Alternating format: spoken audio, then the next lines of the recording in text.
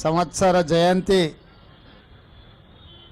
పెద్దలు మాజీ రాజ్యసభ సభ్యులు మాజీ ఆంధ్రప్రదేశ్ కాంగ్రెస్ పార్టీ అధ్యక్షులు మాజీ మంత్రివర్యులు వి హనుమంతరావు గారి నేతృత్వంలో ఈరోజు గొప్ప కార్యక్రమాన్ని ఏర్పాటు చేసి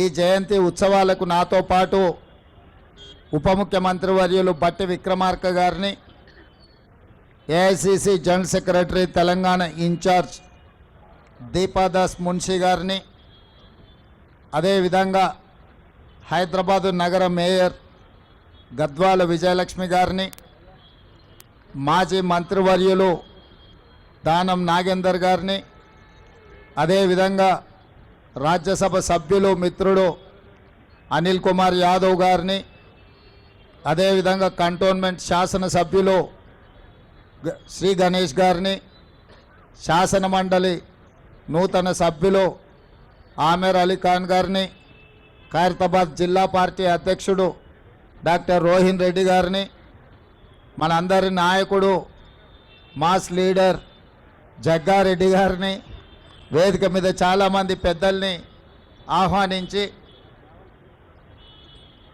భువనగిరి లోక్సభ సభ్యులు చామల కిరణ్ రెడ్డి గారిని, అదేవిధంగా రాజీవ్ గాంధీ వారసులైన విద్యార్థులందరినీ కార్యక్రమానికి ఆహ్వానించి ఈ దేశ యువతకు ఒక స్ఫూర్తినిచ్చిన రాజీవ్ గాంధీ గారి జయంతిని అద్భుతంగా నిర్వహించినందుకు పెద్దలు వి హనుమంతరావు గారిని మనస్ఫూర్తిగా నేను అభినందిస్తున్నా. రాజీవ్ గాంధీ ఒక స్ఫూర్తి. రాజీవ్ గాంధీ గారు సమూలమైన మార్పులకు, విప్లవాత్మక చైతన్యానికి వారు ఆదర్శంగా నిలబడి ఈ దేశంలో పెద్దలు బట్టి విక్రమార్క గారు చెప్పినట్టు పారిశ్రామిక విప్లవం కొంత వెనుకబడ్డ కంప్యూటర్ విప్లవంతోనే కోట్లాది మందికి ఉద్యోగ ఉపాధి అవకాశాలు వస్తాయి, భారతదేశము ప్రపంచంతో పోటీ పడుతుందని గుర్తించి 1980 దశకంలోనే ఈ దేశానికి కంప్యూటర్ని, ఈ దేశానికి సాంకేతిక నైపుణ్యాన్ని, అదేవిధంగా టెలికాం రంగాన్ని ఈ దేశానికి పరిచయం చేసిన గొప్ప స్ఫూర్తి ప్రదాత శ్రీ రాజీవ్ గాంధీ గారు. వారు ఓన్లీ టెక్నాలజీనే కాకుండా సామాజిక చైతన్యం ఉన్న స్థానిక సంస్థలలో పల్లెలే పట్టుగొమ్మలని మహాత్మా గాంధీ గారు ఏదైతే చెప్పినరో ఆ స్ఫూర్తితోని స్థానిక సంస్థలకు ప్రత్యక్షంగా కేంద్ర ప్రభుత్వం నుంచి నిధులు వచ్చే విధంగా రాజ్యాంగ సవరణ ద్వారా 73, 74 రాజ్యాంగ సవరణ ద్వారా గ్రామ పంచాయతీలకే అధికారాలను కట్టబెట్టి గ్రామాల మీద అభివృద్ధి జరిగినప్పుడే ఈ దేశం అభివృద్ధి జరుగుతుందని రాజ్యాంగ సవరణలు తీసుకురావడం ద్వారా పంచాయతీరాజ్ వ్యవస్థల్ని మరింత బలోపేతం చేసింది శ్రీ రాజీవ్ గాంధీ గారు. ఇదే కాకుండా కుటుంబంలోనే కాదు, రాజకీయాలలో, స్థానిక సంస్థల్లో మహిళలకు ప్రాధాన్యం ఉండాలి, సమానమైన అవకాశాలు ఉండాలి అని చెప్పి స్థానిక సంస్థలలో మహిళలకు రిజర్వేషన్లు తీసుకొచ్చి మహిళల్ని పొలిటికల్లీ ఎంపవర్ చేసింది శ్రీ రాజీవ్ గాంధీ గారు. ఈరోజు గద్వాల విజయలక్ష్మి గారు మేయర్ అయినా, శ్రీలత గారు డిప్యూటీ మేయర్ అయినా, రాజీవ్ గాంధీ గారు రాజ్యాంగంలో తీసుకొచ్చిన మార్పుల వల్ల మహిళా రిజర్వేషన్ రావడం వల్ల ఈరోజు వాళ్ళు అధికారంలో భాగస్వాములై ఈ దేశ నిర్మాణంలో వాళ్ళు క్రియాశీలక పాత్ర పోషిస్తున్నారు. అదేవిధంగా ఈరోజు ఈ దేశం అభివృద్ధి పదం వైపు నడుస్తున్నది అని అంటే ఈ దేశం ఇంత బలంగా ఈ దేశం యొక్క సమగ్రతను కాపాడడానికి రాజీవ్ గాంధీ గారు తన ప్రాణాలను సైతం త్యాగం చేసింది. శ్రీమతి ఇందిరాగాంధీ గారు ఈ దేశ సమగ్రతను కాపాడడానికి వారు అమరులై ఈ దేశం యొక్క సమగ్రతను కాపాడారు.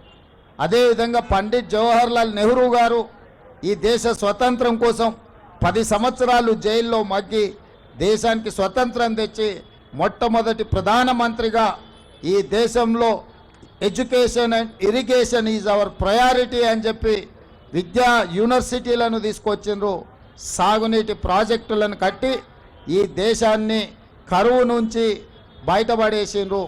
అట్లాంటి వారసత్వంలో వచ్చిన రాజీవ్ గాంధీ గారు, వారి సతీమణి శ్రీమతి సోనియా గాంధీ గారు ఉక్కు సంకల్పంతో 60 సంవత్సరాల తెలంగాణ ఆకాంక్షను, తెలంగాణ రాష్ట్రాన్ని ఏర్పాటు చేయడం ద్వారా వారు మన కళను సాకారం చేశారు.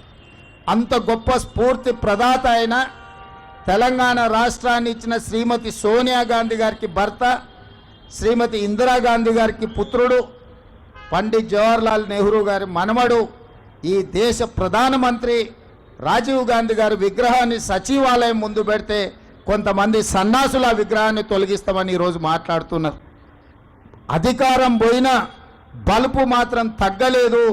నీ బలుపు అనగదీసే బాధ్యత ఇక్కడున్న మా కాంగ్రెస్ పార్టీ కార్యకర్తలు తీసుకుంటారని చెప్పి ఈ టీఆర్ఎస్ సన్నాసులకు నేను చెప్పదలుచుకున్నా. ఆ సన్నాసి దుఃఖం బాధ ఏందని నేను కనుక్కుంటే అక్కడ వాళ్ళ అయ్య విగ్రహం పెడదాం అనుకున్నాడట. వాళ్ళ అయ్య పోయేదెప్పుడు, వీడు పెట్టేదెప్పుడు అక్కడ విగ్రహము? ఈ దేశానికి స్వతంత్రం తెచ్చిన కుటుంబము, ఈ దేశం కోసం 2 తరాలు ప్రాణాలు ఇచ్చిన కుటుంబము, ఈ తెలంగాణ రాష్ట్రాన్ని ఏర్పాటు చేసిన కుటుంబము సచివాలయం ముందు కోట్లాది ప్రజలకు స్ఫూర్తిగా అమరవీరుల స్తూపం పక్కన ఈ దేశం కోసం అమరుడైన శ్రీ రాజీవ్ గాంధీ గారి విగ్రహం పెట్టడం సముచితం. అంతేగాని ఉద్యమం ముసుగులో తెలంగాణ రాష్ట్రాన్ని దోసుకొని వేలాది కోట్ల రూపాయలు సంపాదించుకొని వందలాది ఎకరాల ఫామ్ హౌజులు కట్టుకొని తాగుబోతు సన్నాసుల విగ్రహం ఒకవేళ సచివాలయం ముందల పెడితే ఈ పిల్లలకు ఎవరిని ఆదర్శంగా చూపిస్తారు? పొద్దున్నేస్తే రాత్రి వరకు తాగి ఫామ్ హౌస్లో పొర్లాడే కేసీఆర్ విగ్రహం ఉండాలన్నా అక్కడ సచివాలయం ముందల, లేకపోతే దేశం కోసం ప్రాణత్యాగం చేసిన రాజీవ్ గాంధీ విగ్రహం ఉండాలన్నా తెలంగాణ సమాజం ఆలోచన చేయాలి. నిన్నటికి నిన్న సన్నాసి రాజీవ్ గాంధీ విగ్రహం తొలగిస్తే మేము అధికారులకు వస్తే అని అంటుండు. నేను ఒక్క మాట చెప్పదలుచుకున్నా. ఇక నాకు మంచి మాటలు రావు కానీ ఒక్క మాట అయితే చెప్పదలుచుకున్నా. ఎవడైనా శాతనైతే వచ్చి రాజీవ్ గాంధీ విగ్రహం మీద చేయి పెట్టండి బిడ్డ, చెప్పు దిగకపోతే చూస్తా నేను. నీ అయ్యా విగ్రహం కోసం, దేశం కోసం ప్రాణాలు ఇచ్చిన రాజీవ్ గాంధీ విగ్రహాన్ని తీస్తావా నువ్వు? నీకు అధికారం అనేది కళలో మాట, కళలో కూడా నీకు అధికారం రాదు. అసెంబ్లీ ఎన్నికల్లో 39 సీట్లు ఇస్తే పార్లమెంట్లో వస్తే 7 సీట్లలో డిపాజిట్ పోయింది, 15 సీట్లలో 3rd ప్లేస్లో వచ్చిన సన్నాసి నీ పార్టీ మళ్ళీ అధికారంలోకి వస్తుందా? నీవు మళ్ళీ రాజీవ్ గాంధీ విగ్రహాన్ని తీస్తా అని మాట్లాడతావా? చింతమడక పోతావు బిడ్డ, నువ్వు అనుకుంటున్నా ఈ చింతపండు అవుతుంది అక్కడికి గిన వస్తే. ఆయనకి ఇప్పుడు తెలంగాణ తల్లి గుర్తొచ్చింది. ఇన్ని రోజులు గాడిదలను కాసినవా? 10 సంవత్సరాలు తెలంగాణ తల్లి విగ్రహం పెట్టాలని సన్నాసి తెలంగాణ గురించి మాట్లాడే నైతిక హక్కు నీకెక్కడదని నేను అడగదలుచుకున్నా. అందుకే పెద్దలు బట్టి విక్రమార్క గారి అనుమతితోని డిసెంబర్ 9, 2024 నాడు సచివాలయం లోపలనే తెలంగాణ తల్లి విగ్రహం పెట్టే బాధ్యత మేము తీసుకుంటాం. డిసెంబర్ 9, 2009 నాడు యూపీఏ చైర్పర్సన్ శ్రీమతి సోనియా గాంధీ గారి నాయకత్వంలో ఈ దేశ ప్రధానమంత్రి మన్మోహన్ సింగ్ గారి క్యాబినెట్ మంత్రివర్గం శ్రీ చిదంబరం గారు తెలంగాణ రాష్ట్ర ఏర్పాటు ప్రకటనను డిసెంబర్ 9 నాడు ప్రకటించారు. ఇదే కాకుండా మన నాయకురాలు శ్రీమతి సోనియా గాంధీ గారి జన్మదినం కూడా డిసెంబర్ 9. ఖచ్చితంగా తెలంగాణ తల్లి విగ్రహం సచివాలయం బయట కాదు, సచివాలయం లోపల తెలంగాణ తల్లి విగ్రహాన్ని ప్రతిష్ఠించే బాధ్యత నేను, మా మిత్రుడు బట్టి విక్రమార్క గారు తీసుకుంటాం. హైదరాబాద్ నగరంలో మా హనుమంతన నాయకత్వంలో ఈ కార్యక్రమాన్ని చేపడతాం. మా చిత్తశుద్ధిని, మా నైతికతను ఏ సన్నాసి ప్రశ్నించాల్సిన అవసరం లేదు. మీలాక మేము తాగుబోతులం కాదు, రాత్రి కోటి పొద్దున కోటి మాట్లాడడానికి, లేకపోతే మాట్లాడింది మర్చిపోయి మళ్ళీ కొత్తది మాట్లాడడానికి మేమెవరము మీలాంటి తాగుబోతు సన్నాసులం కాదని ఈ వేదిక మీద నుంచి నేను చెప్పదలుచుకున్నా. నువ్వు ఎప్పుడొస్తావు రాజీవ్ గాంధీ విగ్రహాన్ని తీయడానికి? తారీఖు చెప్పు, మా జగ్గాన్నకి చెప్తా, మా జగ్గాన్న వచ్చి అక్కడ ఉంటాడు. అప్పుడు తెలుస్తుంది బిడ్డ నీకు రాజీవ్ గాంధీ విగ్రహాన్ని ముట్టుకుంటే ఏమవుతుందో, అప్పుడు కానీ నీకు అర్థం కాదు. అందుకే ఈరోజు ఈ దేశ యువతకు స్ఫూర్తి ప్రదాత శ్రీ రాజీవ్ గాంధీ గారు వారి జయంతి సందర్భంగా మా హనుమంతన్న కొంతమంది క్రీడాకారులకు సన్మానం చేసిండ్రు, ఆర్థిక సహాయాన్ని వారికి తోసిన విధంగా చేసిండ్రు. అందుకే ఈరోజు ఈ రాష్ట్రంలో, ఈ దేశంలో మొన్న జరిగిన ఒలింపిక్స్లో మన పర్ఫార్మెన్సు ఏమాత్రం బాగా లేదు. సౌత్ కొరియా లాంటి చిన్న దేశానికి 32 పథకాలు వచ్చినాయి. నేను సౌత్ కొరియాలో ఒక యూనివర్సిటీకి పోతే ఓన్లీ 1 యూనివర్సిటీలో 16 పథకాలు వచ్చినాయి. ఒకే ఒక అమ్మాయికి 3 గోల్డ్ మెడల్స్ వచ్చినాయి. వాళ్ళని చూసి నేర్చుకోవాల్సిన అవసరం ఉంది. అందుకే సౌత్ కొరియన్ స్పోర్ట్స్ యూనివర్సిటీ లాగా యంగ్ ఇండియా స్పోర్ట్స్ యూనివర్సిటీని తెలంగాణలో ప్రారంభిస్తున్నాం. తండాలలో, గూడాలలో, మారుమూల పల్లెల, గ్రామీణ ప్రాంతాలలో ఉన్న క్రీడాకారులను మట్టిలో మాణిక్యాలను వెలికి తీసి రాబోయే ఒలింపిక్స్లో తెలంగాణ నుంచి అత్యధికంగా మెడల్స్ సాధించే విధంగా మేము క్రీడా విధానాన్ని తీసుకురావాలని స్పష్టంగా నిర్ణయించుకున్నాం. ఆ యూనివర్సిటీ పేరు యంగ్ ఇండియా స్పోర్ట్స్ యూనివర్సిటీ. ఎందుకంటే ఒక నూతన రక్తాన్ని ఈ దేశానికి ఆదర్శంగా నిలబెట్టాలని ఇవాళ మా మంత్రివర్గం నిర్ణయం తీసుకున్నది. ఇదే కాదు, SC, ST, BC, minority residential స్కూల్స్కి ఒక ఇంటిగ్రేటెడ్ అకాడమీని నిర్ణయించాలనుకున్నాం. ఆ ఇంటిగ్రేటెడ్ అకాడమీలకు కూడా యంగ్ ఇండియా రెసిడెన్షియల్ అకాడమీ అని చెప్పి మేము పేర్లు పెట్టాలని ఇవాళ మేము నిర్ణయం తీసుకున్నాం. యంగ్ ఇండియా అంటే తెలంగాణకు ఒక యంగ్ ఇండియన్ స్ఫూర్తినిచ్చేది ఇక్కడి నుంచే.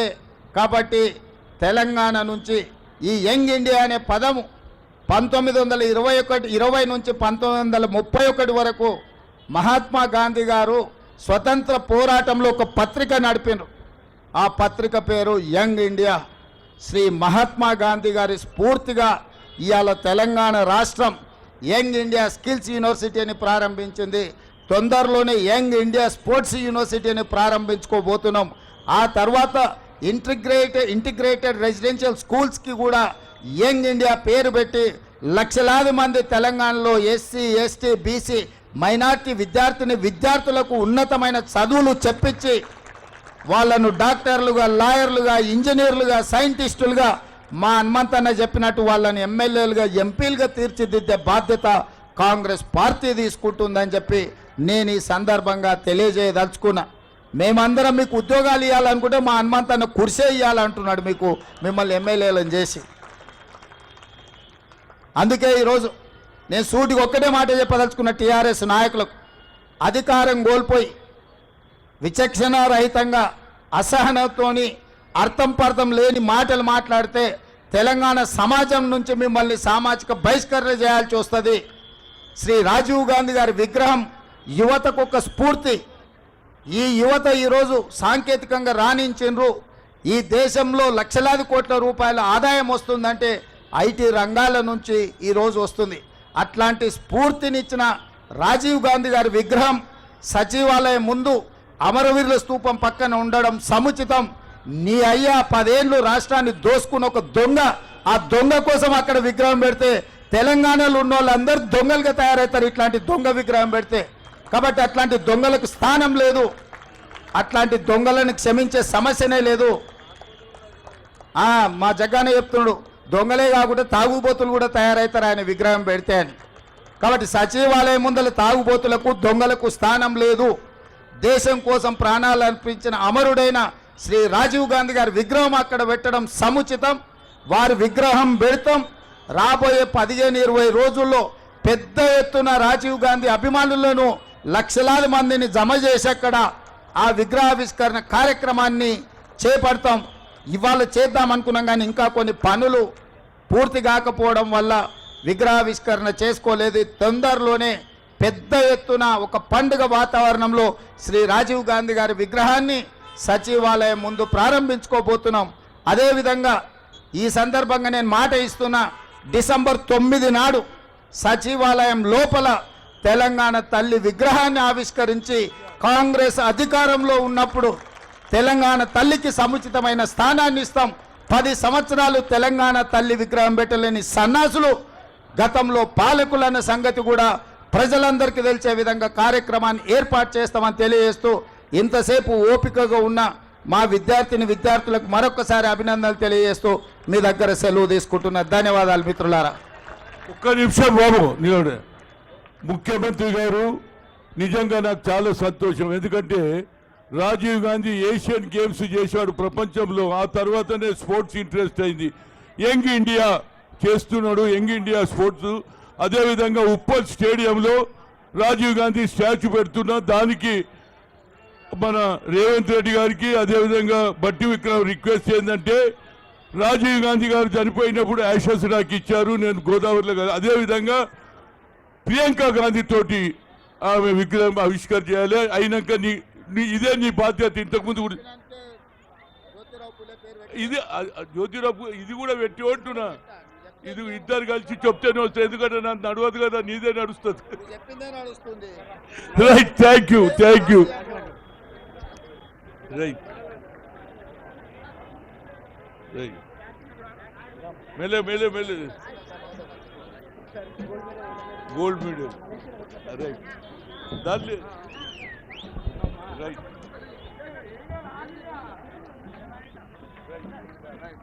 రైట్.